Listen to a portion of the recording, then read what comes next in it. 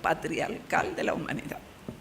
Alteridad irrevocable, fuerzas en oposición, subjetividades contrapuestas, jerarquía y poder de estatus han instalado en el imaginario, en la matriz social de significado, la violación como mandato.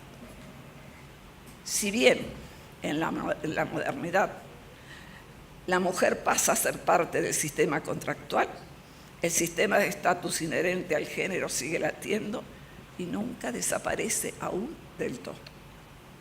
Las peculiaridades y contradicciones del contrato matrimonial pueden ejemplificarlo. La violación es la infracción que demuestra la fragilidad y superficialidad del contrato cuando de género de relaciones se trata. Y en este caso voy a detenerme en la escena del maltrato. Ulloa, psicoanalista, sostiene que en oposición debiera existir el buen trato. Cuando nosotros definimos y nominamos por una punta, en oposición no está el otro. Y él sostiene que el maltrato, la violencia, lo que provocan, digamos así, es un montón de desafectaciones de la realidad que terminan como agazapando al sujeto víctima en un lugar donde no puede defenderse. En contrario, el buen trato es aquel que nace de la ternura de la madre, de la ternura del entorno, y entonces él opone para el buen trato la ternura, para el mal trato estas otras lecturas de profundidad. Y habla del dolor psíquico. El dolor psíquico es tan fuerte y tan tremendo que si pudiéramos solamente rescatar la ternura, podríamos disminuir esta encerrona trágica de dos personas en oposición. Este es el trabajo que nos toca a quienes estamos en el medio de atender la voz de los que sufren, de aquellos que vienen a pedir una interpelación. Ese es el trabajo. Tenemos dos cuestiones. Si somos capaces de convertir en las instituciones el buen trato, pareciera que no tiene nada que ver con nada.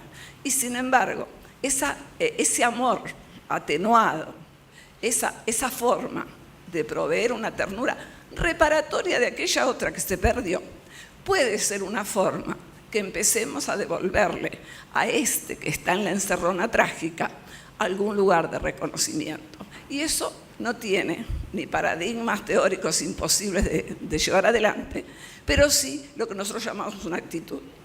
Y este es el fondo de todas las cuestiones en las que trabajamos cuando trabajo con otro. Cuando el otro está frente a mí, lo que hace es justamente desafiar a mi otro. Y ese desafío de mi otro es el que yo puedo contestar con la ternura para disminuir la mortificación, como un mensaje más a mis colegas y a todos aquellos que estamos en el tema. Buscando en la sociedad justamente qué cosas pasan que pudiera darnos una luz en estos temas. La primera que se me aparece es que el proceso de modernización cada vez hace más brusca, más fuerte la ruptura de los lazos comunitarios. Menos discursivamente elaborado será el retroceso del sistema de estatus y su capacidad de regular el comportamiento social.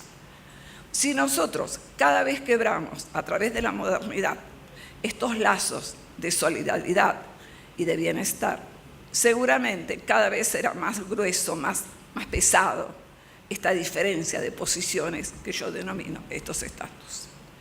Las consecuencias consisten tanto en las brechas de descontrol social abiertas por este proceso de implantación de una modernidad poco reflexiva, como en la desregulación del sistema de estatus tradicional, que deja expuesto el lado perverso, a través del cual la apropiación del cuerpo femenino es natural, o sea, el afloramiento de un estado de naturaleza.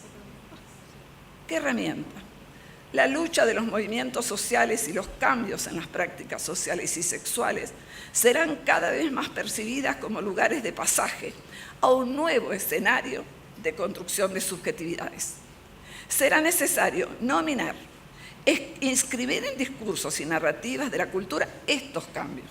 Cuanto más énfasis ponemos en este pasaje y en la movilidad de género, más cerca estamos de trascender la historia patriarcal y, por extensión, la violencia inherente a la reproducción.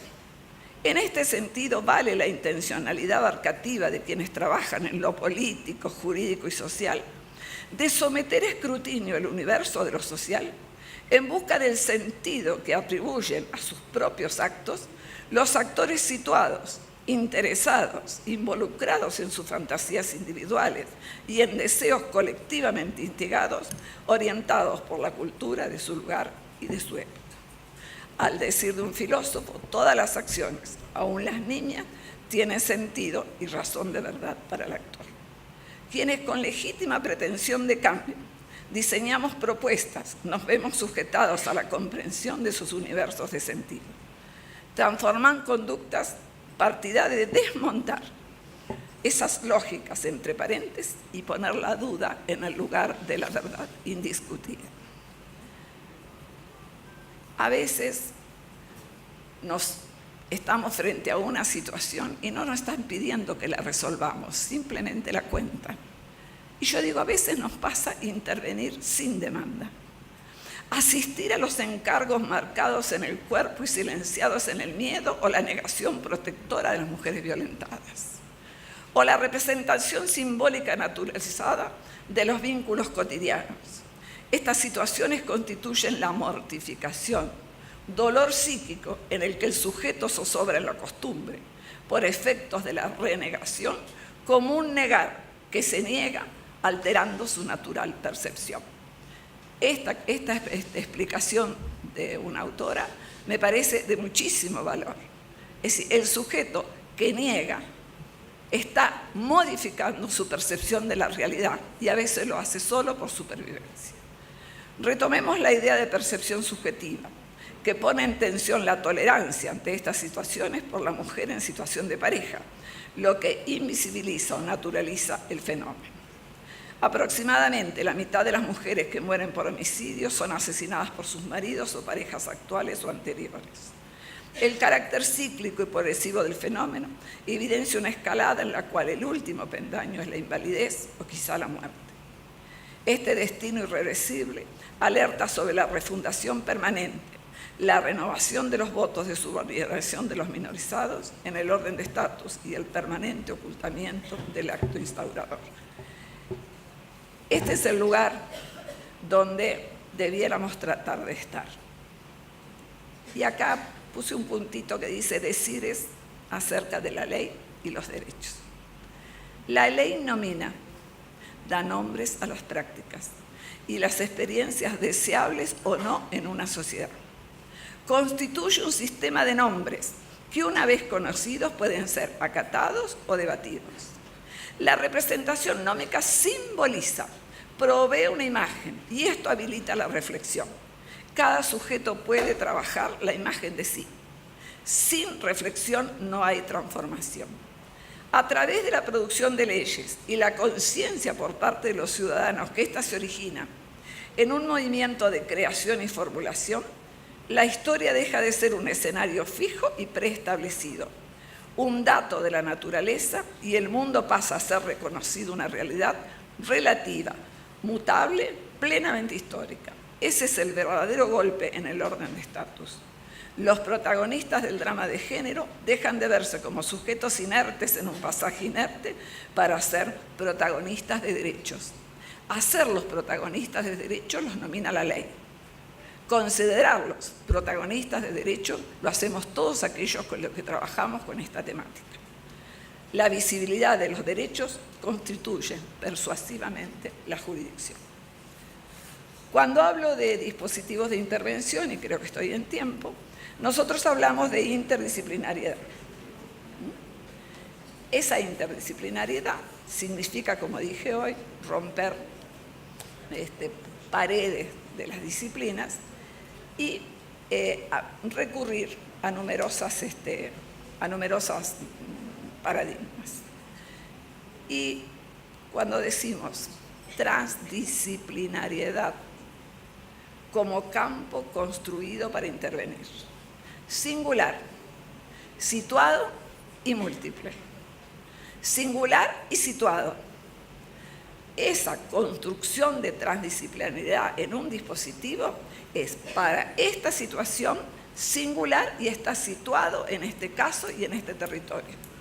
Múltiple, en la aplicación de procedimientos y de herramientas propios de varias disciplinas. Los dispositivos de intervención deben interpelar las estructuras de la violencia datadas por la teoría. Será necesario desmontar imaginarios, enfrentar representaciones, revisitar estructuras vinculares y matrices de aprendizaje, transitar con los sujetos en juego su autoconocimiento y su autorreflexión, contener y empoderar. La narría de quien demanda trae lo que aquí sucede, la dolorosa encerrona del maltrato, de la intimidación y del miedo. La numerosidad profesional en protocolos de trabajo será la red traductora de esto, lo que aquí sucede, y la plataforma para responder y trascender. Estoy en tiempo. Lo veo amenazante a mi lado. Dos cositas más. Una escucha activa. Sí, es necesario para la obra. Una escucha activa, a desentrañar con quien demanda los entretejidos ocultos de esa violencia, yendo hacia el autoconocimiento y el empoderamiento necesario a su transformación. Señala aquí la necesaria elucidación y contención externa de los equipos, en ocasiones sujetos de cierta violencia institucional a procesar. Y esto lo marca